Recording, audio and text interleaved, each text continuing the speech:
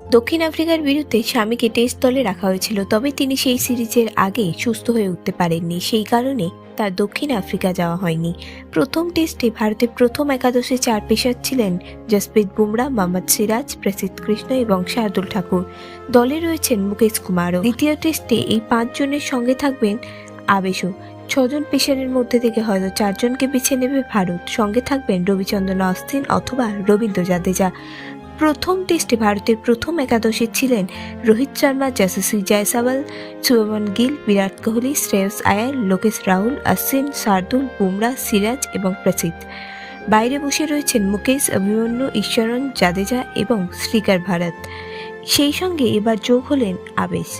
দ্বিতীয় টেস্টে জয় ফিরতে কোন 11 জনকে রাহুল দ্রাবিড়েরা বেছে নেবেন সেই দিকেই নজর থাকবে। ভিডিওটি ভালো লেগে থাকলে বাংলার ক্রিকেট চ্যানেলটিকে অবশ্যই সাবস্ক্রাইব করে দিন।